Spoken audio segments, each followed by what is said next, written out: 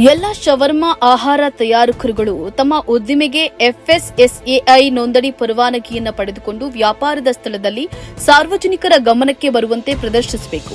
ಅಲ್ಲದೆ ಶವರ್ಮಾವನ್ನ ಪ್ರತಿದಿನ ಹೊಸದಾಗಿ ತಯಾರಿಸಿ ತಾಜಾ ಸ್ಥಿತಿಯಲ್ಲಿ ಮಾರಾಟ ಮಾಡಬೇಕು ಎಂದು ಆರೋಗ್ಯ ಇಲಾಖೆ ಸೂಚನೆಯನ್ನ ನೀಡಿದೆ.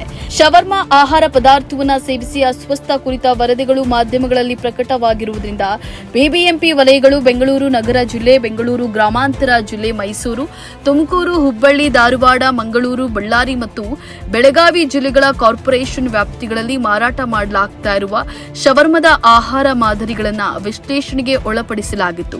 ವಿಶ್ಲೇಷಣೆಗೆ ಒಳಪಡಿಸಲಾದ ಒಟ್ಟು 17 ಮಾದರಿಗಳಲ್ಲಿ 9 ಮಾದರಿಗಳು ಸುರಕ್ಷಿತ ಎಂದು, 8 ಮಾದರಿಗಳಲ್ಲಿ ಬ್ಯಾಕ್ಟೀರಿಯಾ ಮತ್ತು ಈಸ್ಟ್ಗಳು ಇದ್ದು ಅಸುರಕ್ಷಿತ ಎಂದು ವರದಿ ಬಂದಿದೆ. ಅಸುರಕ್ಷಿತ ಎಂದು ವರದಿಯಾಗಿರುವ ಆಹಾರ ಮಾದರಿಗಳ ತಯಾರಕರುಗಳ ವಿರುದ್ಧ ಆಹಾರ ಸುರಕ್ಷತೆ ಮತ್ತು ಗುಣಮಟ್ಟ ಕಾಯ್ದೆ 2006 ನಿಯಮಗಳು 2011 ಅನ್ವಯ ಕಾನೂನು ಕ್ರಮ ವಹಿಸಲಾಗ್ತಾ ಇದೆ.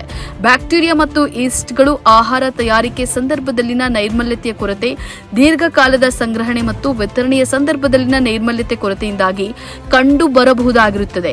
ಸಂಬಂಧಿಸಿದಂತೆ ಎಲ್ಲ ಶವರ್ಮಾ ಆಹಾರ ತಯಾರಕರುಗಳು ಆಹಾರದ ತಯಾರಿಕೆ, ಸಂಗ್ರಹಣೆ ಮತ್ತು ವಿತರಣೆಯ ಸಂದರ್ಭದಲ್ಲಿ ಸಂಪೂರ್ಣ ನೈರ್ಮಲ್ಯತೆ ಮತ್ತು ಗುಣಮಟ್ಟವನ್ನು ಆಹಾರ ಸುರಕ್ಷತೆ ಮತ್ತು ಗುಣಮಟ್ಟ ಕಾಯ್ದೆ 2006 ಶೆಡ್ಯೂಲ್ 4 ಅನುಸಾರವಾಗಿ ಕಾಪಾಡಿಕೊಳ್ಳಲು ಆರೋಗ್ಯ ಇಲಾಖೆ ಸೂಚನೆಯನ್ನ ನೀಡಿದೆ.